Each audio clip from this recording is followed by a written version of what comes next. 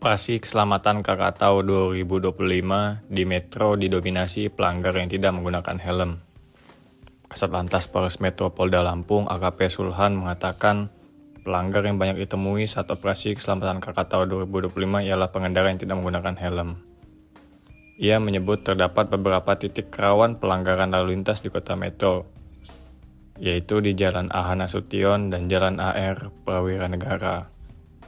Diketahui, Operasi Keselamatan Krakatau 2025 di Metro digelar selama 2 pekan. Berdasarkan informasi dari Tribun Lampung, Operasi Keselamatan Krakatau 2025 ini dilakukan sejak 10 Februari hingga 23 Februari. Tenang aja, bagus, aman. Nah, izin dan terkait operasi pada kali ini boleh dijelaskan dan operasi apa dan berapa hari dan? Baik, Assalamualaikum warahmatullahi wabarakatuh. Saya Kasatlantas Polres Metro AKP Sulkan. Untuk operasi keselamatan tahun 2025 dimulai dari tanggal 10 Februari sampai dengan tanggal 23 Februari 2025 selama 14 hari. Untuk sasarannya dan? Untuk sasaran kami ada 9 prioritas sasaran dalam operasi keselamatan di tahun 2025 ini. Nah, ada sanksi nggak dan apa aja sasarannya dan?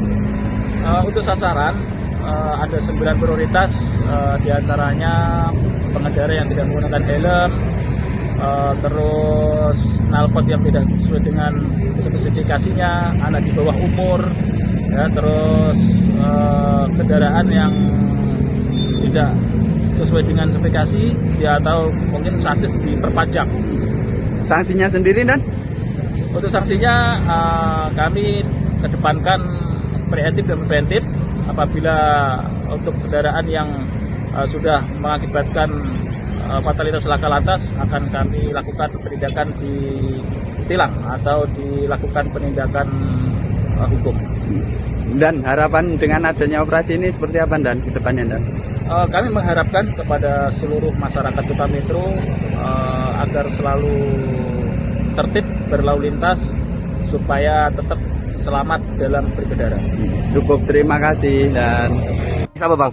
Untuk pelanggaran pada saat ini kita masih didominasi yang tidak menggunakan helm dan masih anak di bawah umur yang berkendara. Untuk titik rawan pelanggaran lalu lintas di wilayah mana aja Bang di Metro?